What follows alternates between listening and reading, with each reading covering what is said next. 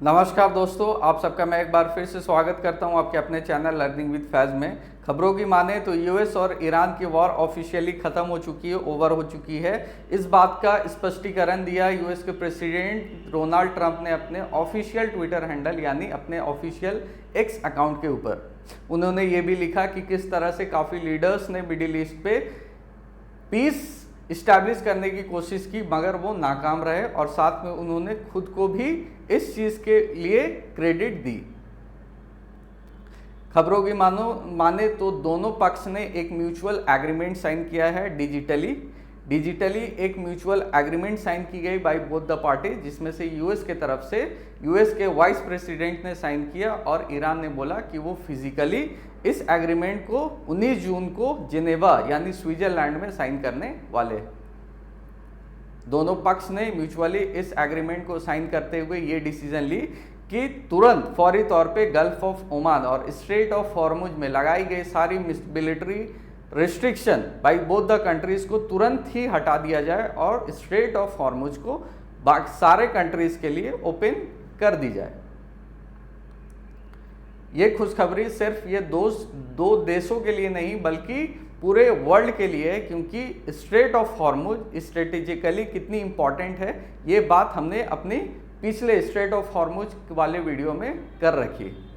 Straight of Hormuz जिसमें से ज़्यादातर वर्ल्ड की सबसे ज़्यादा सप्लाई, जितनी भी एनर्जी की सप्लाई होती है वो इसी रूट से की जाती है, और इसके बंद होने से हमारे देश में भी काफ़ी सारे चीज़ें देखने को कुछ महीनों में मिली। पिछले कुछ महीनों में हमने देखा कि किस तरह नेचुरल ऑयल यानी एलपीजी गैस का शॉर्टेज हुआ और किस तरह एलपीजी गैस में काफ़ी सारे रेट के हाइक्स देखने को मिले। साथ में ईंधन के रूप में इस्तेमाल की जाने वाली पेट्रोल और डीजल भी इसी रास्ते से आते हैं, और इसी वजह से काफ़ी सारे रेट हाइक्स पिछले कुछ दिनों में हमने इंडिया में भी पेट्रोल और डीजल में देखी। तो ये खुशखबरी हमारे देश के लिए भी है और साथ में पूरे वर्ल्ड के लिए है, क्योंकि स्ट्रेट ऑफ हॉर्मुज का खुल जाना निश्चित तौर पे एक बड़ी उपलब्धि है for the all the countries.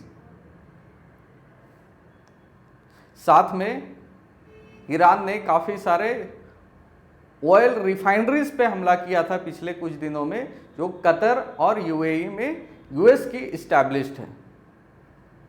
In refinery को अटैक करने का मकसद था कि पूरे वर्ल्ड की ऑयल की सप्लाई चेन को डिसरप्ट की जाए, और वो काफ़ी हद तक इस चीज़ में कामयाब भी रहे थे।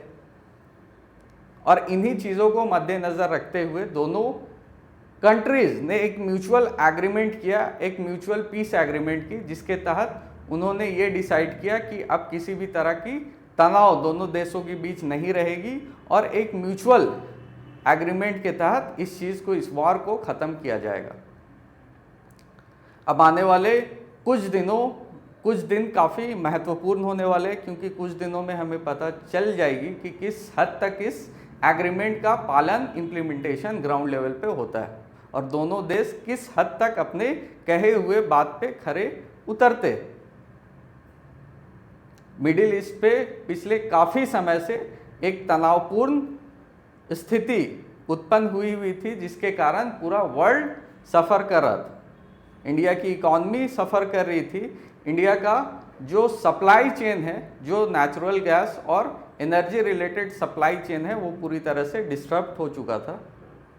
इन दिनों में हमने इस तनाव के वजह से एक और चीज़ देखी, वो थी रिसेंटली यूएस ने एक शिप पे अटैक किया था स्ट्रेट ऑफ हॉर्मुज में, जिससे काफ़ी सारे लोगों को काफ़ी सारे इंडियंस, मतलब टोटल 3 इंडियंस की मौत हो गई थी।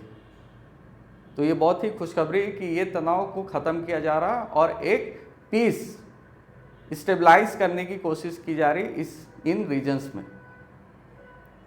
आज के लिए बस इतना ही।